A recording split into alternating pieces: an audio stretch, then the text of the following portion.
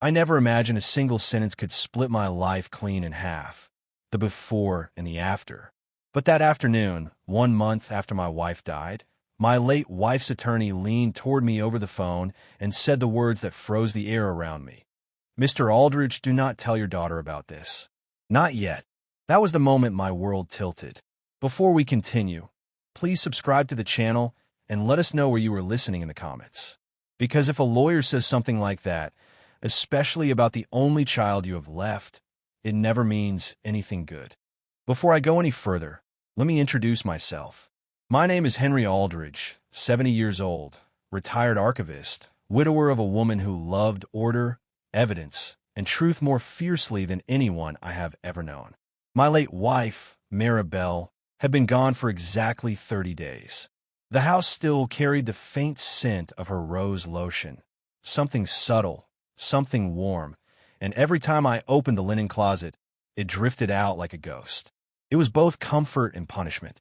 On that afternoon, I stood on my front steps with a grocery bag in my left hand and a ringing phone buried deep in my coat pocket. My key jammed in the lock, refusing to turn, as though the house itself sensed something was coming. At first, I almost ignored the call. Unknown number. Seattle area code. Probably a scammer or some automated nonsense trying to sell me solar panels. But the phone would not stop. The vibration rattled through my ribs until I finally sighed and answered. "Mr. Aldridge?" "Yes. This is Attorney Lionel Castell, your wife's legal advisor. We need to meet." He paused, and that pause felt deliberate. "There is something she left behind, something you were meant to see alone." The grocery bag slipped. A pair bounced across the hardwood as I stepped inside. "I don't understand," I said. "You will, but listen carefully. Do not mention this to your daughter yet." Your wife was extremely clear on that point. I felt the chill down my spine even before he hung up. My daughter, Rhea, my brilliant, overly protective, strong-willed daughter, the kind of person who walked into any room like she already knew the outcome of every conversation. Why would Maribel warn me about her? Why would she leave something hidden, something secret, and instruct her attorney to tell me only after her death? I glanced around the living room. Pictures of Maribel smiling through our decades together, sunlight catching her curls in that way I never could capture properly on camera. The silence inside the house pressed down as though waiting for my reaction. But the truth was, I had no reaction. Not yet. I simply stood there, clutching a bag of groceries and feeling the first tremor of something shifting beneath my feet. Castell told me to come to his office that afternoon. His tone left no room for negotiation. That left me 4 long hours. I tried to occupy myself the way widowers often do, moving endlessly from room to room, rearranging objects that didn't need rearranging. I wiped down the same kitchen counter 3 times, reorganized the stamp trays in my study, straightened a stack of old manuscript folders I had already straightened earlier that week. But nothing settled. Nothing softened the tension between my ribs. Because on top of everything else, there had been that conversation at the coffee shop the week before, the one with Rhea, a conversation that felt innocent at first, but now, under the attorney's warning, clicked into place like an ill-fitting puzzle piece, finally revealing its image. She wanted me to move out of my home, insisted it was too large for a man my age. She had even mentioned transferring some of my financial responsibilities into her name. Back then, I chalked it up to grief. Rhea and her husband had always been anxious planners, overly cautious. But now the timing seemed too precise to be coincidence.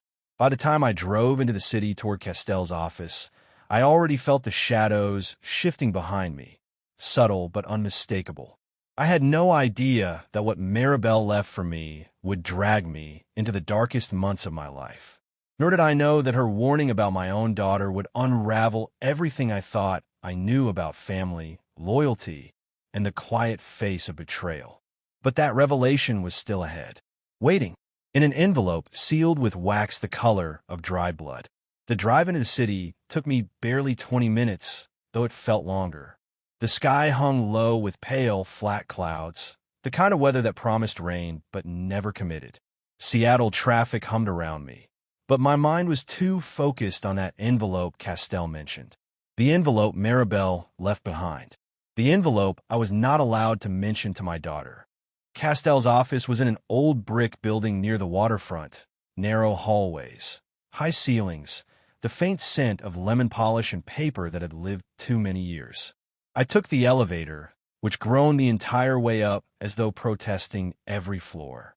When I reached his door, he greeted me with a quiet nod. "Mr. Aldridge," he said, "thank you for coming so promptly. I didn't feel like I had much a choice." "You didn't," he replied gently. "Please sit." His office was cluttered with tall stacks of case files, legal journals, and a cluster of antique pens arranged neatly on his desk. He moved with calm, deliberate motions, a man who had seen far too many families unravel across conference tables. He opened his drawer without preamble and took out a long, ivory-colored envelope, sealed with deep burgundy wax. My breath hitched. Across the front, in her handwriting, the handwriting she'd used to label everything from pantry jars to our grandchildren's birthday cards, were the words, "For Henry's eyes only." My fingers trembled the moment I touched it. The wax cracked softly as I broke the seal. Inside were 3 items: a slender flash drive, a small brass key, and a note. 2 short sentences written in Maribel's unmistakably precise loops. "Ria is not who you believe she is. Protect yourself. Do not let her take everything." I felt the floor shift beneath me. Cold spread up my spine, slow and deliberate. "What?" I whispered, my thumb tracing her handwriting. "Why would she say this?" Castell folded his hands. "Your wife came to me 2 years ago. She said she needed help safeguarding documentation. She gave instructions that if anything happened to her, you were to receive this immediately." "Documentation of what?" He nodded toward the flash drive. "Everything she spent over 15 years gathering." 15 years. More time than I wanted to comprehend. Time in which Maribel carried something she never told me. Something she believed would endanger me if revealed too soon. I swallowed hard, pressing the note against my knee to stop my hand from shaking. "What's on the drive?" I asked. Castell took a slow breath. "Audio recordings, financial records, screenshots, copies of handwriting samples, bank statements, conversations she captured, phone logs. Not everything is organized. She was compiling evidence as she found it."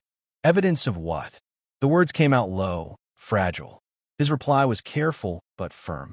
"Evidence that your daughter has been taking advantage of you financially for more than a decade, in ways you were deliberately prevented from noticing."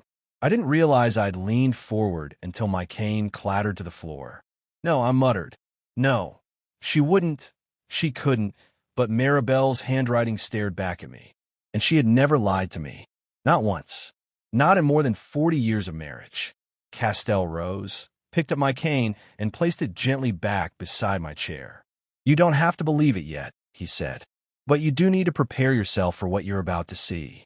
He plugged the flash drive into his computer. A folder popped open, hundreds of files neatly arranged by month and year. My historian's instinct recognized the structure instantly. Maribel had built a chronological archive, layer upon layer of documentation. He clicked on the first recording at the top of the folder. The audio crackled. Then my daughter's voice filled the room, sharper, colder than the voice she used with me. "Once Dad's alone, he'll lean on me for everything," she said. "He already forgets more than he admits. It won't be hard to get the signatures. We just need to stay patient."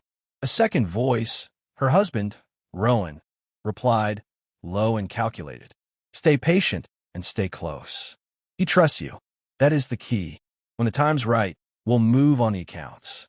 And the house. My breath left me. The house. The home Maribel and I built over nearly half a century. I clutched the armrests until my fingers ached. Castell quietly slid a box of tissues across the table, but I pushed it away. I didn't need tissues. I needed answers. "Play the next one," I said. "Are you sure? These get difficult." I nodded, jaw clenched. He clicked. Static. Then Rowan's voice again. "He's got high blood pressure. Stress him a little, and that'll take care of itself. The man is nearly 70. Nobody questions a stroke at that age." My vision blurred. Not from tears, not yet, but from something deeper. A sense of being unmoored, as though someone had quietly dismantled the scaffolding of my life. Castell watched me carefully. You're not obligated to continue today. Yes, I whispered. I am. Outside the window, gulls cut across the gray sky, silent and swift. I stared at the computer screen, at the folder labeled for Henry. And I knew, with a kind of dull certainty, that nothing in my life would ever be the same. Castell minimized the audio window and opened another folder on the flash drive. This one labeled Signatures Comparative. My stomach tightened. In my 40 years as an archivist, I had authenticated deeds older than the country itself, wills penned in quill ink, wartime letters that had traveled across oceans. I knew handwriting the way a jeweler knows flaws in a diamond. He zoomed in on an image. My signature, or rather, something that tried very hard to be my signature. The loops were close, the slope of the letters nearly right, but the pressure was wrong. Too even, too mechanical. This, Castell said quietly, was submitted on a line of credit application 3 years ago. My throat tightened. A line of credit? In my name? Yes. For how much? Nearly $150,000. My hand flew to my chest, as though steadying something inside that had begun to crack. I never signed that, I whispered. No, Castell agreed. You didn't. He opened another file. Another signature. Another forged loop, each closer than the last, as though someone had practiced. My daughter. My Rhea. It was unthinkable, and yet the evidence stared back in cold, pixelated clarity. When did my wife find these? I asked. Gradually, Castell said. She originally thought they were simple mistakes, clerical errors. But after noticing patterns in the baseline drift, she began keeping records. Quietly, systematically. That was Maribel, always the detective of our household, always finding the thread that others missed. She told me she felt something changing in your daughter, he added. A shift, a distance. I shook my head slowly. She was always strong-willed, but she loved her mother. She loved Dash. My voice broke. I didn't finish the sentence. Castell didn't push. He opened a folder labeled Property Transfers, Attempts. Inside were scanned documents, some with stamps, others with highlighted text. Your daughter attempted to initiate a transfer of partial ownership of your home 2 years ago, he said. She stopped midway through the process. What? We believe your wife confronted her privately. After that, the attempts became more subtle. Subtle. That word lodged itself in my ribs. Pictures followed, items from our home.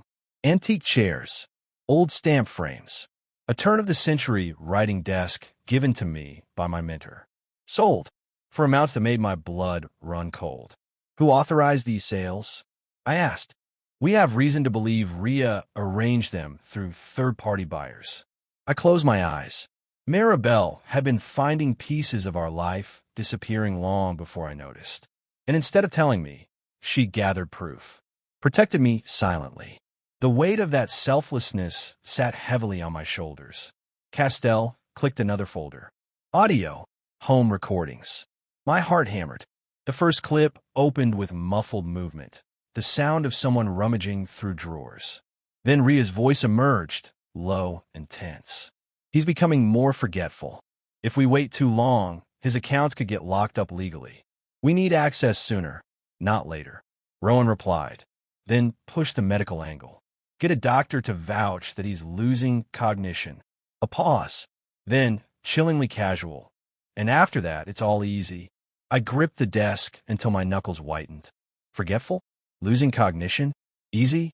I felt heat rising in my face, rage mixing with disbelief. Castell watched me a long moment. Your wife realized what was happening when it was already too late to tell you, without tipping them off. And she feared if she confronted your daughter again, they might accelerate their plans. I opened my eyes. Plans? What plans? Castell hesitated, the kind of hesitation that precedes a blow. He double-clicked another document. A spreadsheet filled the screen, dates, amounts, phone call logs. 35 entries over 15 years. My name listed as the guarantor or owner on transactions I never approved. She tracked their activity, he said.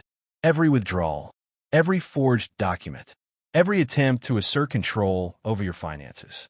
How much? My voice was barely audible. How much did they take? He exhaled slowly. In total, nearly 190,000 over 15 years. My breath left me in a rush. The room felt smaller, the air heavier, as though the walls themselves knew the truth before I did. And that's not counting the items sold privately, Castell added. My cane rattled as my leg trembled. I forced myself to breathe. Why did Maribel tell me? Castell answered softly. She loved you, and she was afraid that confronting them might escalate things before she had enough evidence to protect you legally. The weight of it, the years she carried this alone, pressed against my ribs until it hurt to breathe. I looked down at the flash drive on the table. That's only the beginning, isn't it? Castell nudda sulamli. Yes, there's much more. I steadied myself. Then show me everything. Castell closed the spreadsheet, giving me a moment to steady my breathing. My palms were damp against the armrests, and I could feel my heartbeat echoing inside my ears. I had spent my entire adult life studying old letters, land deeds, treaties, and handwritten ledgers, some older than 150 years, decoding the intentions of strangers long dead. Yet nothing prepared me for decoding my own daughter's betrayal. Castell leaned forward. There's one more category of files you should see today. After this, we can stop. I don't want to overwhelm you. I'm already overwhelmed, I murmured. But go on. He opened a folder labeled Medical Manipulation. My breath hitched. Inside were screenshots of text messages, appointment reminders, and emails, all between my daughter and various medical professionals. Some were routine. Some were alarmingly pointed. One screenshot caught my attention immediately. We need documentation that his short-term memory is declining. Even mild deterioration will be enough for the court. Ria, another. Could you evaluate him without him realizing? Just a casual conversation. Ria, and then, even worse. If he appears competent, we can revisit in a few months. Stress tends to be the best indicator. Rowan, a low ringing began humming in my ears. Competent, incompetent stress, I repeated. They were planning what exactly? Conservatorship, Castell Ansorat. If they could convince a court that you were losing capacity, they would gain control over every financial decision you make. Your home, your accounts, even your medical care. My cane nearly slipped from my hand. I stared at him. I'm not losing my capacity. No, Castell agreed. Your cognitive testing from last year places you in the upper percentile for your age group. But they were counting on two things. And what are those? One, your grief. They assumed losing Maribel would destabilize you, make you seem forgetful or confused. I swallowed hard. And the second? That no one would question them, he said gently, because family rarely gets questioned. Silence expanded between us, dense, suffocating. I finally asked, how long did my wife know they were trying to do this? He considered the question. Based on the earliest records, close to 15 years. But she didn't recognize the pattern until maybe 5 years ago. 5 years, I whispered. She carried this alone for 5 years. He nodded. My throat tightened painfully. Marivel, my steady, methodical Maribel, protecting me even as she faced her own illness, her own mortality. I leaned back, exhaling slowly. What else is on this drive? Castell's eyes lowered. There are video files we haven't opened yet. Some captured on your home cameras. Some recorded by your wife herself. I don't want to rush into those until you've processed today's revelations. Before I could answer, my phone buzzed loudly in my pocket. I flinched. Castell looked at the caller ID first, then met my eyes. Your daughter, he said quietly. I hesitated, then answered. Her voice came bright, cheerful, breezy, too breezy. Dad? Hey, just checking in. How are you feeling today? My grip tightened. I've had a revealing afternoon. Oh, what's going on? Her tone carried forced casualness, a practiced softness she used when she wanted information. Just some paperwork I needed to go over, I replied, keeping my voice neutral. Nothing you need to worry about. A pause, barely a heartbeat. Then, well, listen, she continued lightly. Rowan and I were just talking, and we thought maybe tomorrow afternoon we could swing by. There are some documents from the bank we want to help you with. Nothing major, just things to make your life easier. My blood ran cold. This was at the push. The escalation. Documents? I asked. What kind of documents? Oh, she said with a soft laugh. Just routine forms. Things older adults deal with all the time. We can go over them together. Castell watched me sharply. His eyes told me exactly what he wanted me to do. Play along. Tomorrow works, I said calmly. Around what time? Oh, maybe early evening? Say around 6. 6 is fine. Perfect. Love you, Dad. She hung up before I could respond. I lowered the phone slowly onto Castell's desk. They're coming tomorrow, I said flatly. With documents. He nodded once, expression grave. And we both know what those documents will be. Power of attorney, I said. Or a medical directive, he added. Or both. I exhaled long, steadying myself. What do we do? I asked. Castell closed the flash drive folders and unplugged it. You go home, he said. You copy everything on this drive to 2 separate places. External backup, cloud storage, anything secure. Then you wait. Wait for what? For them to reveal exactly what they intend to do next. I stood, cane in hand, though my legs felt unsteady.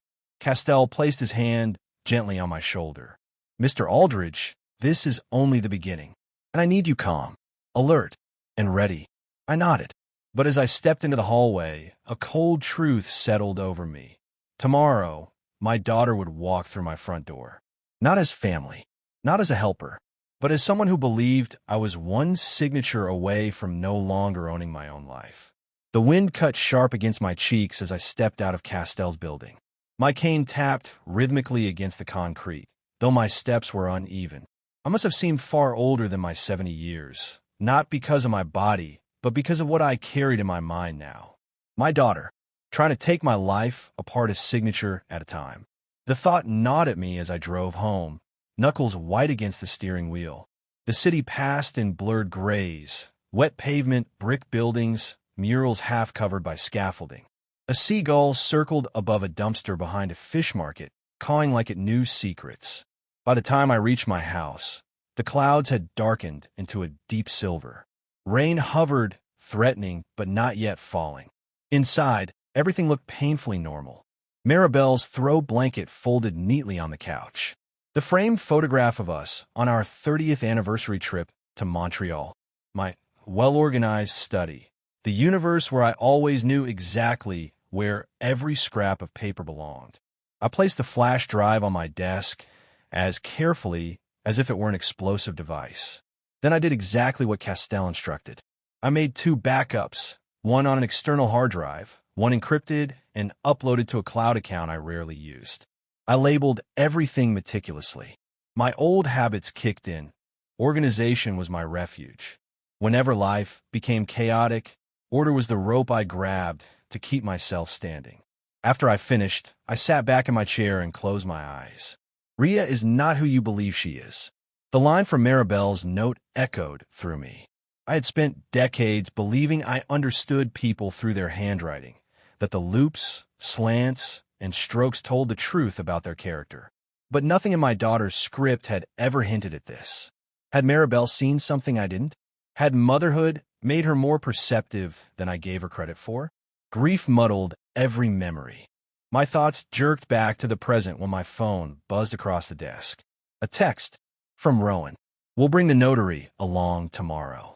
It'll make things easier for you. The words sent a cold ripple down my spine. Notary? They weren't simply planning to discuss documents. They intended to make them official. I deleted nothing. Every text, every call log, evidence. I stood and paced slowly through the house, rehearsing the version of myself they expected to see. A tired, confused old man who had grown sloppy with memory. It was humiliating, pretending to be weaker than I was, but Castell was right. They needed to believe the performance. As I shuffled to the kitchen, I caught my reflection in the dark glass of the microwave door. Gray hair combed back neatly, eyes tired but alert. A man who had weathered storms before, but none like this. My phone buzzed again. This time, a message from an unknown number. Mr. Aldridge, this is Detective Cyril Prescott. Seattle Northeast Precinct. Attorney Castell contacted us regarding signatures that may have been forged in your name. Please come in tomorrow at 9 in the morning to give a formal statement. I read it twice. A detective. The law was stepping in already. Part of me felt relief. Part of me felt dread at what my own daughter had forced into motion. I stared at the window. A car rolled slowly past my home. Black sedan, tinted windows. The same one I noticed earlier that week. It didn't stop, just drifted by like a shadow, searching for an anchor. Probably nothing. Or maybe not. I closed the curtains. When night fell, I heated leftover stew, but the spoon might as well have been made of lead.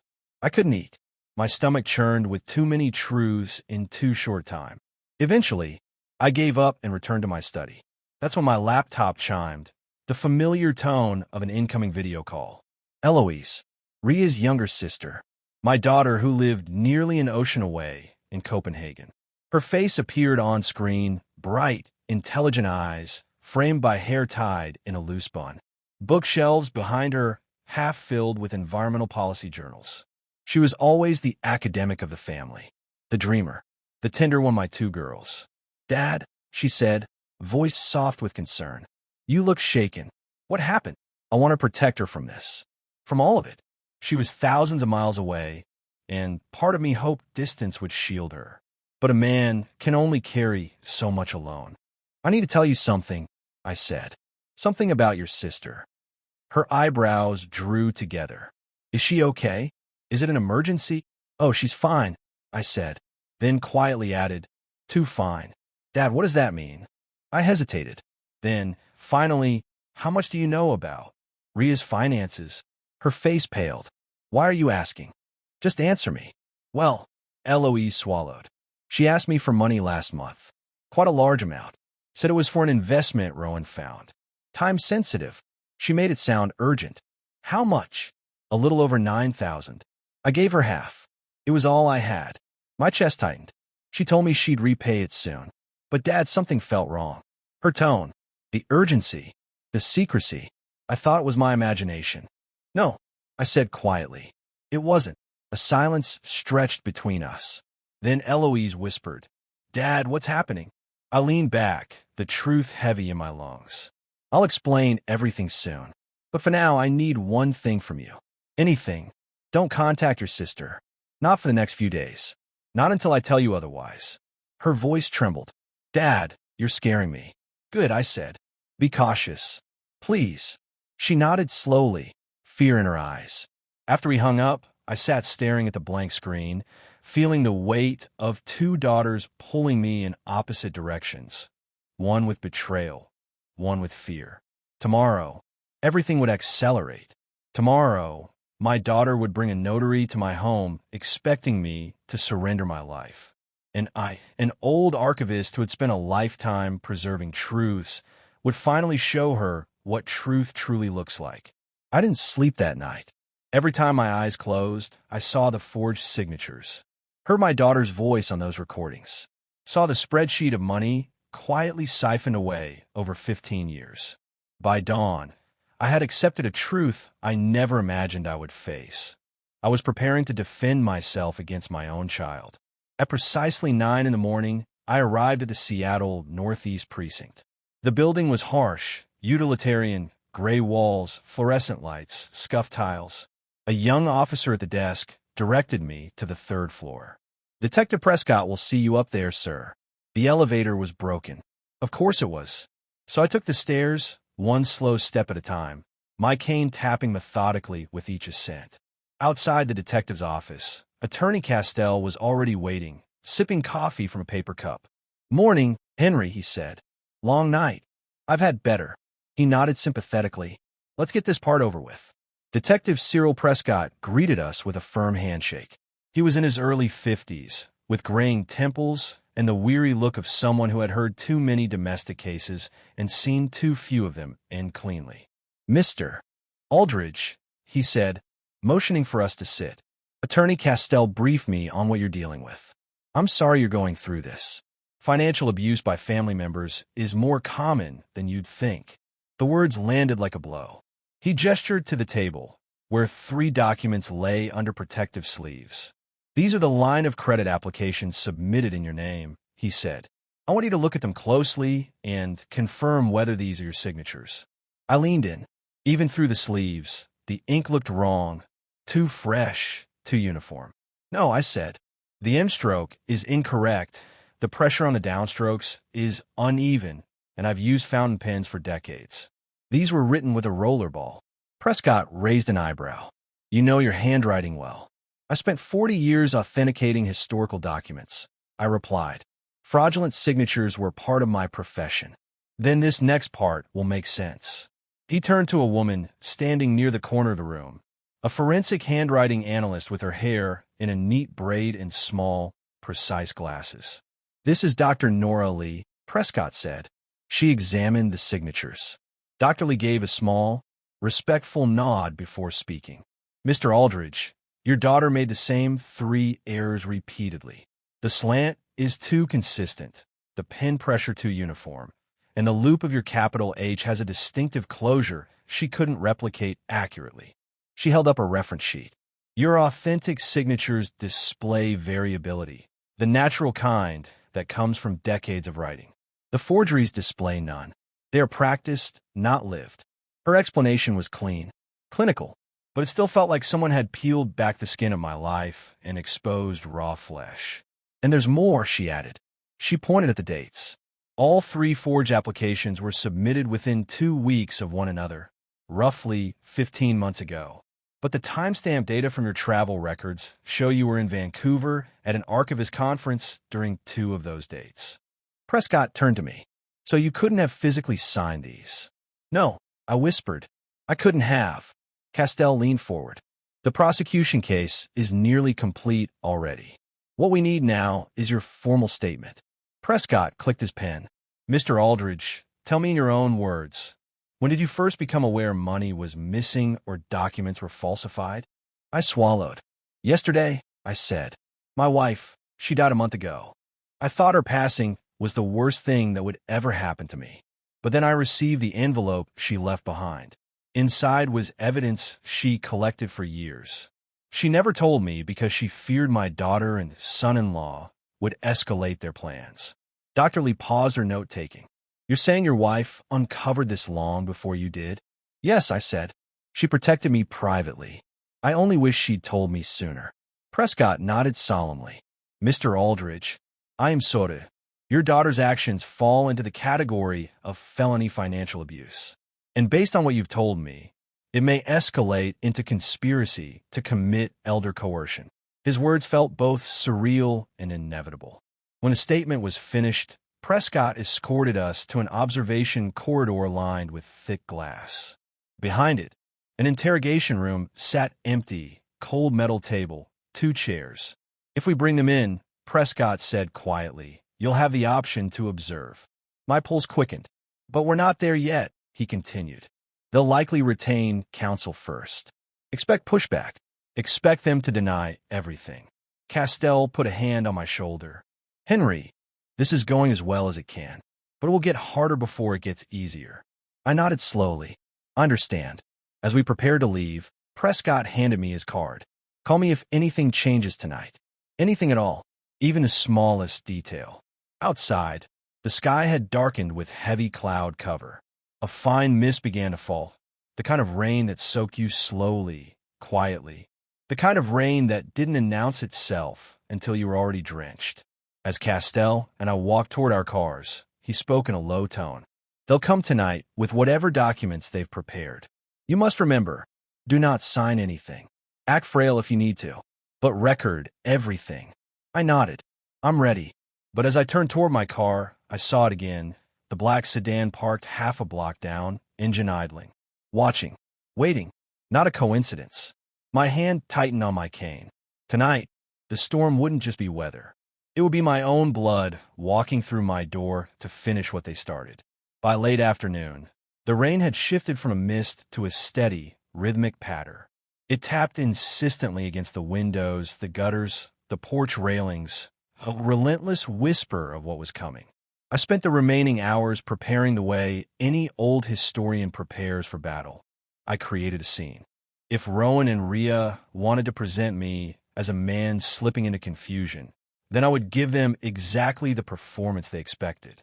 But beneath the play acting, every detail was deliberate. I placed several newspapers out of order on the coffee table, left a coffee cup in the sink with water still in it, adjusted the lighting so the living room felt dimmer than usual, shadows pooling in corners. Act 1. The Frail Father. But the real preparations took place in my study. I placed small recording devices in 2 corners of the living room, both fully legal under our state's one-party consent law. The notebook containing Maribel's final instructions lay open on my desk. Her handwriting seemed to steady me from beyond the grave. I pressed my palm against the page. Just a little longer, I whispered. I'll finish what you started. At 5:45, my phone buzzed. A message from Rhea. We're on our way. Should be there shortly. Love you. The word love curdled in my stomach. At 5:58, headlights swept across my driveway. I took my place in the armchair, shoulders slumped, blanket across my lap, glasses slipped down my nose. The doorbell rang at precisely 6 o'clock. I let the silence stretch for a few beats before calling. Come in. Door S open. Footsteps entered, too confident to belong to visitors with good intentions. Dad, Rhea called, voice coated in exaggerated warmth. We brought dinner. Thought we'd stay a little and help you sort through a few things.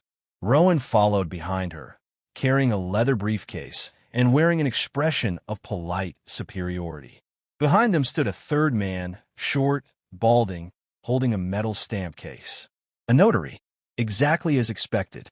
I blinked slowly, forcing my voice to sound unfocused. Oh, was that today? Rhea's smile tightened momentarily, revealing the first crack in her performance. Yes, Dad, she said gently. We talked about this. Remember?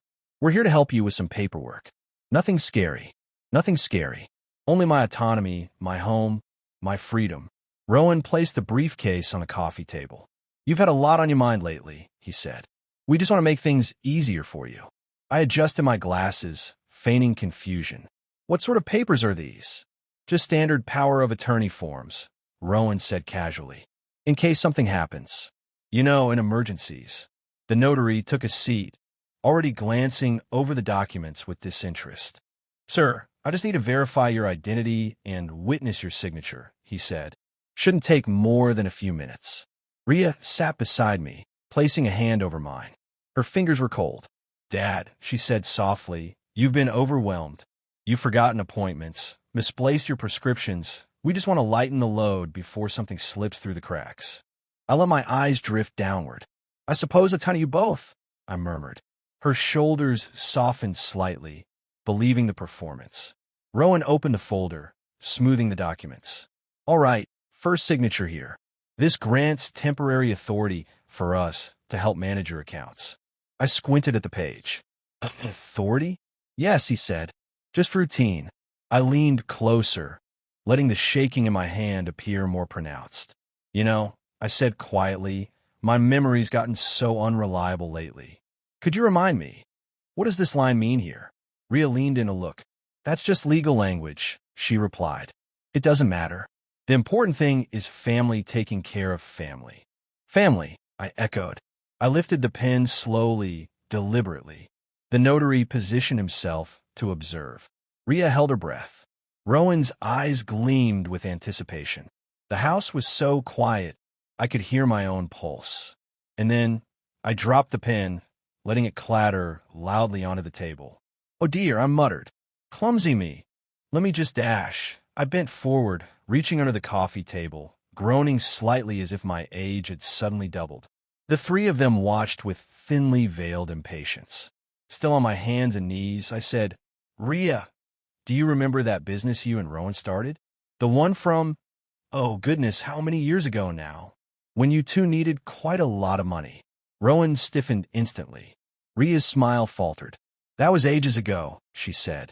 Why bring that up now? Oh, no reason, I said, pushing myself slowly back into the chair. My mind wanders these days. Forgets the present, but remembers the past. Funny how that works. Her eyes narrowed slightly.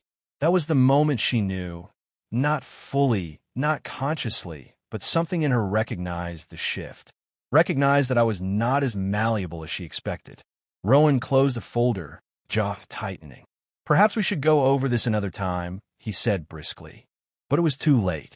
The performance had ended, and the real confrontation had finally begun. For a long moment after Rowan tried to retract the documents, none of us spoke. The air in the room thickened, tense, uncertain. The notary, who had been bored out of his mind 5 minutes earlier, now glanced between us as if he had stumbled into a family thunderstorm he wanted no part of. Rhea smoothed her hair back, her smile tightening like a noose. "Dad," she said gently, "you're obviously tired. We can always do this later. There's no rush." I blinked slowly, letting my voice wobble. "Oh, but I don't want to inconvenience you.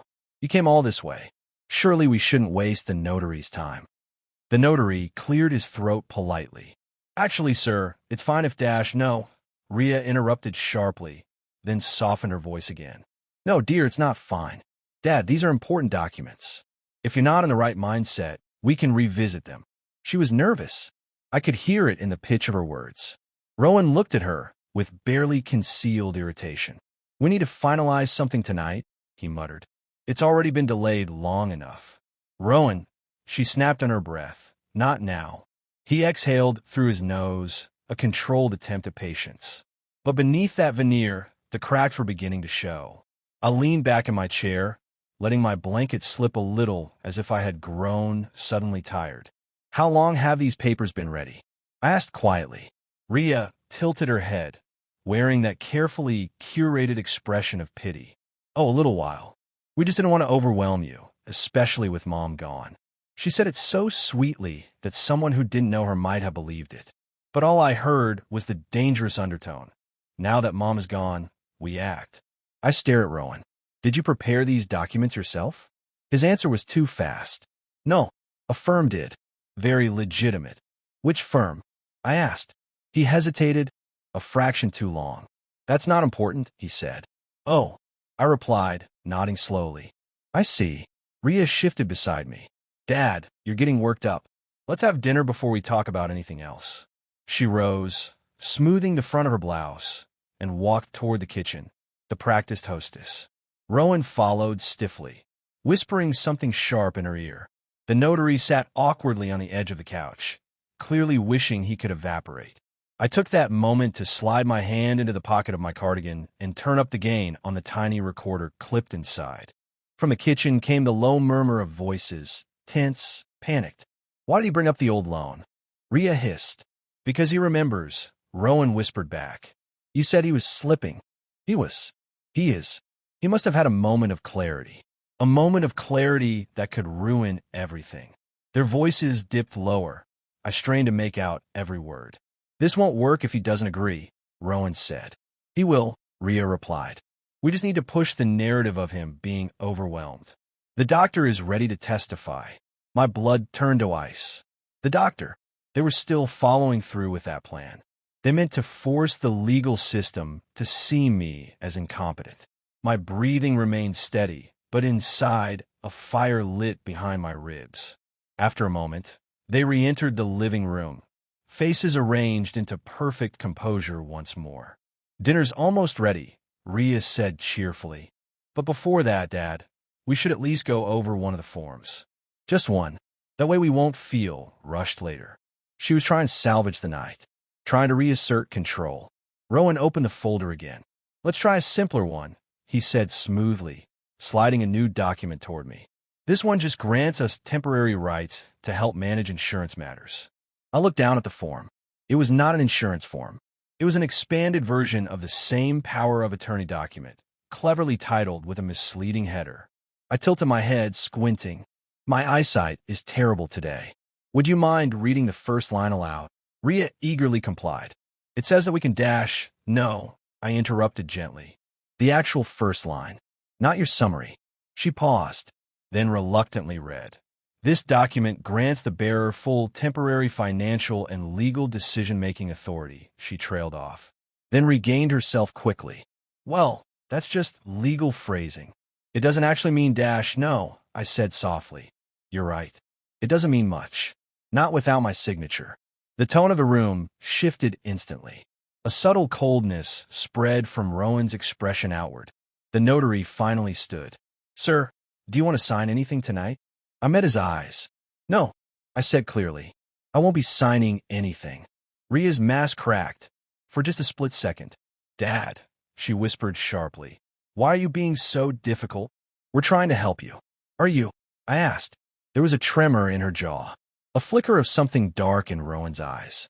Dinner burned in the oven. The smell was acrid, fitting, given how quickly their plan had begun to fall apart. For the first time since my wife died, I felt something fierce inside me. Not grief, not fear, but resolve.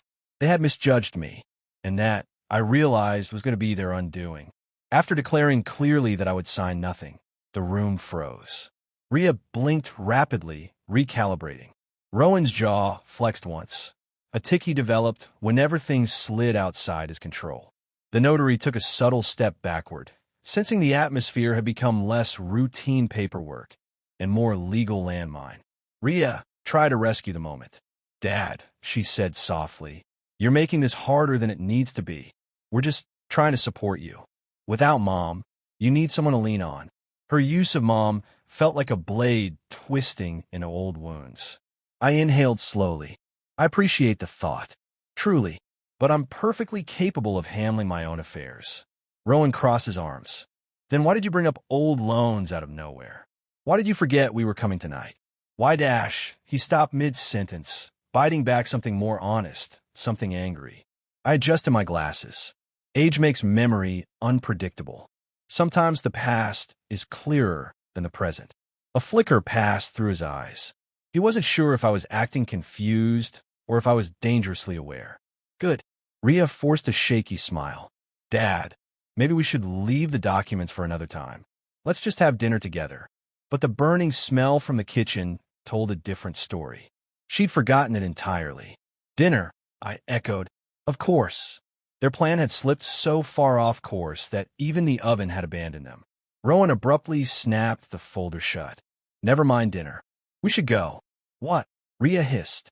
Now, he said quietly, urgently. We'll regroup later. She hesitated only a moment before she turned to me, masking her frustration with exaggerated sweetness. We'll stop by again soon, Dad. When you're feeling clearer. Clearer? As though clarity itself was a temporary condition. I nodded slowly. All right, dear. You do that. The notary packed his stamp into his little metal case, as if it might explode at any moment. Thank you for your time, he murmured, avoiding eye contact. Rowan ushered them to the door, placing a hand on Ria's lower back, guiding, pushing, controlling. When the door closed behind them, silence fell with the weight of wet wool. I did not move. Not at first. I sat in my armchair, hands resting on my blanket, listening to the muffled sound of their voices outside. Even through the walls, I sensed urgency. They spoke quickly, fiercely. Then the car engine started and faded into the distance. Only then did I exhale. Act 2 had ended. The mask had slipped. The facade of family concern had crumbled in the face of resistance. But the night was far from over. When I stood up, the stiffness in my legs reminded me of the last 24 hours, the emotional weight, the revelation after revelation. My wife's final message pulsed in my mind. Protect yourself. Do not let her take everything. I walked to my study, closed the door, and turned on the desk lamp. Soft golden light illuminated my grandfather's notary seal, my stamp trays, my well-organized files, relics of a life built around preserving truth. The recorder's LED blinked steadily. I transferred the audio files to my external drive, labeling them clearly. Real unfelt confrontation. It joined a growing collection of evidence. Then I drafted a brief message to Attorney Castell. They attempted to push power of attorney tonight. I recorded everything. They're concerned. Expect escalation. He replied almost instantly. Good. Their panic means they know they're exposed. We proceed carefully. Call me first thing in the morning. My next message was to Detective Prescott. Update. Attempted signing tonight. Significant verbal cues of coercion. Full recording available. His response took a few minutes. Understood. We will schedule formal interviews for your daughter and son-in-law early next week. Do not confront them further. Keep all recordings. I closed my laptop and rested my palms on the smooth wood of my desk. That's when another message buzzed through. A text from Ria. Dad, I'm sorry if tonight felt overwhelming. Let's talk tomorrow. Alone. Please. Alone. The words slithered across the screen in a way that chilled me. Was it desperation? Damage control? Or something darker? Before responding, I walked through the house, checking each window. The night had deepened. Shadows clung to the edges of the neighborhood. Not a soul walked the street. But as I neared the front window, I froze. The same black sedan was parked down the block. Still, engine idling faintly. Watching. I stepped back into the darkness of the hallway and drew the curtains shut. I texted only one word back to my daughter. Tomorrow. Then I put the phone face down and sank into my leather desk chair. For a long time, I let the silence settle around me, thick and heavy.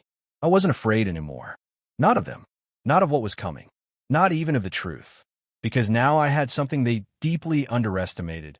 A lifetime of knowing how to document a story and the will to see this one through to its bitter end. Tomorrow, my daughter would return. But not for signatures. Not for dinner. Not for anything resembling family. She would return to salvage the tattered remains of her plan. And I, a 70-year-old widower with nothing left to lose, would finally tear open the last veil between us. The next morning, I woke before dawn, not because I slept well, but because sleep had become a thin, brittle thing. Barely a whisper. My mind replayed the previous evening in fragments. Ria's false concern, Rowan's tightening jaw, the notary's awkward discomfort, the smell of burnt dinner. Their plan had fractured, but not collapsed. People like them didn't give up easily. At 7:15, a call came from an unfamiliar number. I almost ignored it, assuming it was Prescott or Castell using a different line. But something in my gut told me to answer. Mr. Aldrich? A woman's voice, trembling, uncertain. Yes. My name is Claudine Mercer. I'm Ria's mother-in-law. I stood frozen beside the kitchen table. She continued, her words spilling out in nervous waves. I know we've never met. My son Rowan always kept his distance from me. But I think I need to speak with you. It's about your daughter, and about Rowan, and about what they've been doing. A fresh chill gripped my spine. I see, I said carefully. And why call me now? Because I believe, she whispered, they're about to hurt you the same way they hurt others. Others. That word rang through the room with the clarity of a church bell. Where can we meet? I asked. Anywhere public, she said quickly. I don't want them to know I contacted you. Could you come to the cafe beside Elliott Bay Book Company? There's a corner booth. I'll be there in an hour. I hesitated, but only for a moment. Yes, I replied. I'll be there. The sky was a muted slate when I arrived at the cafe, the kind of morning Seattle specialized in. Gray, unassuming, heavy with the smell of rain. Inside, the woman who waved me over looked exhausted in a way grief alone couldn't create. Lines creased her forehead, and her hands trembled when she reached for her tea. Thank you for coming, Mr. Aldridge, she said. I wasn't sure you'd believe me. That depends on what you're here to tell me. She exhaled shakily. I think my son and your daughter have been running schemes together. For years. I said nothing, waiting, letting her continue. Claudine swallowed hard. My son changed after he met your daughter. Not immediately, but slowly, like someone moving furniture out of a house while you're asleep. You don't notice until you trip over what's missing. What kind of changes? I asked. He became secretive, cold, controlling. And money, she grimaced. Always money. He borrowed from family members, promised to repay, never did. His employer accused him of manipulating petty cash reports. Nothing was proven, but they let him go quietly. My chest tightened. A familiar pattern. And your daughter, Claudine continued. From the moment Rowan introduced her, I knew she carried a hunger inside her. A hunger for security, for control, for a life she believed she deserved. She clasped her teacup with white knuckles. I tried to warn him. I told Rowan he needed help, that he was losing himself. But he said Ria was the only person who understood him, the only one who saw his potential. Their partnership fed each other's worst instincts, I murmured. Claudine nodded. Yes. And they escalated. Her voice broke slightly. A year and a half ago, Ria came to me crying, said Rowan secretly owed nearly $20,000 in credit card debt. She said she needed help immediately, that they were drowning. I gave her nearly half. She hugged me and cried and promised they would repay it. She looked down. I never saw that money again. I absorbed the information, my fingers closing around my cane. Did you ask about repayment? I said softly. Yes, many times. Ria eventually told me the debt was my fault, that I was selfish for asking, that stressing Rowan only made things worse. Her lips trembled. She told me if I truly loved my son, I would trust them. A cold rage rippled through me. Not loud, not hot, but deep, the kind that settles into a man's bones. This was not my daughter being manipulated. This was not Rowan leading her astray. This was a partnership. Two people feeding off each other's ambition and insecurity. Claudine reached into her worn handbag and took out a small folder, tattered at the edges, stuffed with receipts and printed emails. These are copies of every transfer I made to them, she said. Dates, amounts, text messages. I kept everything because part of me knew something wasn't right. I accepted the folder gently. Her voice fell to a whisper. And when I heard your wife passed, I knew it was only a matter of time before they came for you. I closed my eyes. Maribel had sensed the same thing, but she didn't live long enough to see the plan unravel. When I opened my eyes again, I met Claudine's gaze. I'm sorry, she said softly. Truly, you didn't deserve this. I nodded slowly. No one does. Outside, the rain finally broke, light at first, then steady, washing the windows in wavering streaks. Claudine reached across the table and touched my hand lightly. Mr. Aldridge, she whispered, they will not stop. People like them never stop. Not until someone forces their hand. I closed the folder with a soft snap. Then, I said, it's time someone finally did.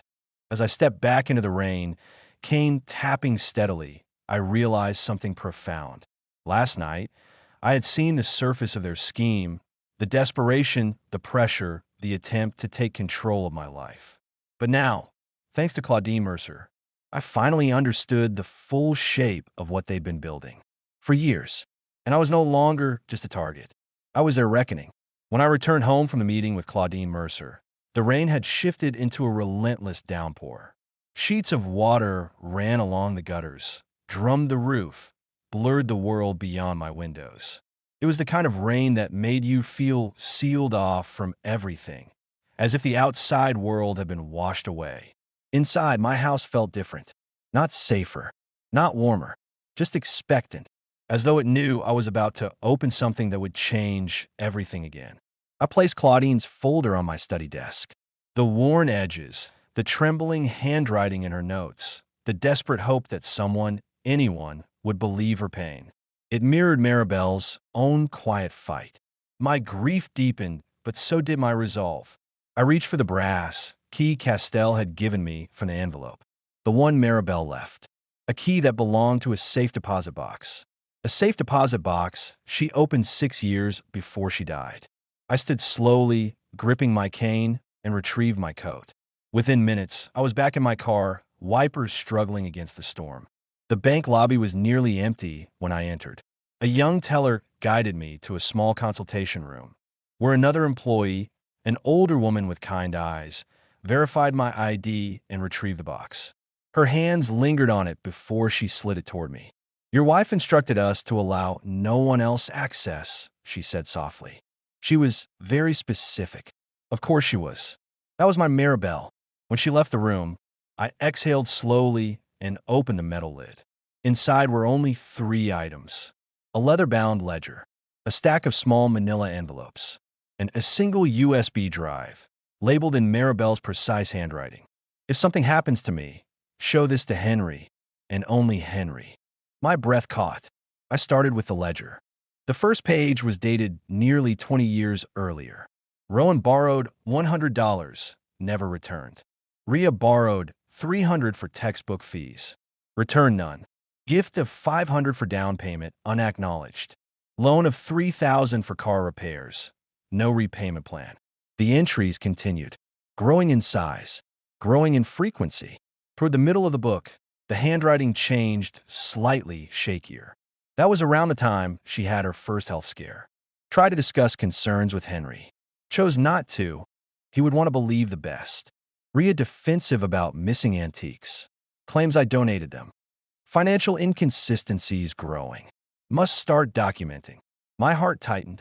She hadn't kept secrets out of mistrust. She had kept them out of love, shielding me from a truth she feared would break me. I turned to the last few pages. Her handwriting steadied again, as if the act of recording gave her strength. If I am gone, Henry must know. This is not carelessness, not accident. It is a deliberate pattern, long-term, coordinated, exploitative. My hand trembled only once before I steadied it again. I opened the stack of manila envelopes next. Each one contained photographs. Row by row, picture by picture, the truth unfolded. Antiques I believe we still owned, our oak hutch, the vintage globe from our Montreal trip, my first edition volumes, were shown leaving our house on dollies, in trucks in strangers' hands. Some photos had dates written on the back. Some had notes. Sold without permission. Found listing online. Track buyer. Paid a fraction of value. Each image felt like another blow, but by now, I had learned to take the hits. Finally, I picked up a USB drive. With a deep, steadying breath, I plugged it into the bank's ancient computer, outdated but functional. The screen flickered, the drive's single folder opening automatically. The files inside were labeled by month and year. Meticulous, chronological, archivist-level organization. My wife had always known how to speak my language. I opened the first video file. The footage was grainy. Our old kitchen camera, time-stamped nearly 15 years earlier. Maribel stood at the counter, younger, vibrant, washing vegetables. Suddenly, a younger Rhea stormed into the frame. Jaw clenched, face flushed with anger. "You always take a side," she snapped. "You love me only when I'm convenient to you." Maribel froze, stunned. "Rhea, that isn't true. I love you fiercely. I always have." "No, you don't," Rhea spat. "You love the version of me you wish I was." "Sweetheart, that's not Dash." "I'm not your sweetheart," Rhea hissed. "I'm not your daughter unless it benefits you." The anger in her eyes startled me. It wasn't the petulance of youth. It was something older, darker, already formed. Rowan entered the frame then, much younger, but with the same cold calculation in his eyes. He placed a hand on Rhea's shoulder. "Don't waste time arguing," he murmured. "We'll get what we deserve, one way or another." Maribel turned slowly toward the camera, toward me, the man who would someday watch this footage, her eyes shining with a heartbreak she never showed me. In that moment, she whispered something I will never forget. "I'm sorry, Henry. I should have told you sooner." The screen went black. I felt myself break, not loudly, not dramatically, but quietly, like something inside me had cracked in a way it could never fully mend. The rain outside hammered harder. The storm inside me finally matched the world around me. I gathered the ledger, the photos, the USB drive, and returned them carefully to the box. When I closed the lid, I whispered back to her. "You didn't fail me, Maribel. You saved me." I stood, cane steady beneath my hand, and walked out of the bank with a different spine, straighter, heavier, sharper. I now carried not only evidence. I carried my wife's final truth, which meant my next move had to be hers too. By the time I returned home from the bank, the rain had eased into a soft drizzle, as though the storm, having exhausted its rage, was now merely watching. I stepped inside, closed the door behind me, and set the safe deposit box on my study desk. For a moment, I simply stood there, letting the weight of everything settle. Claudine's confession, the ledger, the photographs, the recordings spanning nearly 2 decades. Maribel's whispered apology across time. There was grief mixed with clarity, a bitter but stabilizing tonic. I lowered myself into my chair and called Castell. He answered on the second ring. "Henry, did something happen?" "Yes," I replied calmly. "I have the rest of Maribel's materials." A pause. Then, sharp focus in his voice. What kind of materials? The kind that proves this wasn't impulsive behavior from them, I said. This was cultivation, grooming, a partnership, a long pattern of financial predation. Describe what you found. I did concisely, methodically, the way I had filed historical documents for most of my life. The ledger, the photo evidence, the 15-year-old recordings, the confrontation between Maribel and the younger version of our daughter, Rowan guiding her even then. Castell exhaled slowly. Henry, this is extraordinary and devastating and ironclad. It's also enough to destroy them, I said quietly. Yes, he agreed, but only if we follow the right sequence. Evidence this sensitive must be introduced carefully, not all at once. We need to protect chain of custody. And you, I understand. Did anyone see you retrieve the box? No. Good. Keep it that way. I felt a chill run through me. What are you anticipating, Pierre? Retaliation, he answered. They're frightened. People who fear losing control often escalate. You must be prepared for that. Prepared. The word echoed inside me. I glanced at the window. The street was nearly empty, just the occasional car, lights smeared across wet pavement. But after last night's sighting of the black sedan, I knew better than to trust quiet streets. Do you have a digital copy secured? He asked. Yes. Redundant backups. Encrypted. And the originals? In my possession, I said. I'll not let them out of my sight. Good. Tomorrow, bring only select pieces to my office. Not everything. We need to determine what the DA will accept first and what strengthens the pattern. I'll be there. After we disconnected, I sat silently, hands folded. The house seemed to inhale around me, as though the walls themselves recognized the turning point. Then my phone buzzed. A text from Ria.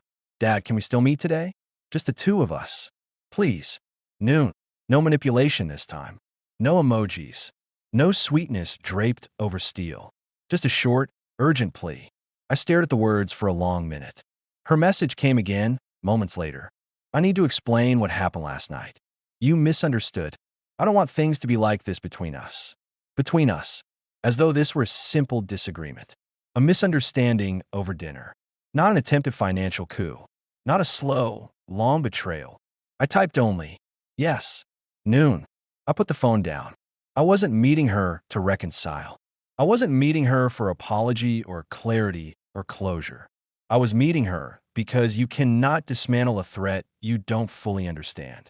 And my daughter, the child Maribel once rocked to sleep, had become a woman whose strategy one needed to see with my own eyes. Before she realized the truth, that I had already seen enough. Outside, the drizzle tapered into nothingness. A deep, uneasy stillness settled over the house. A stillness before another storm. And somewhere inside me, beneath grief, beneath resolve, a new sensation formed. Readiness.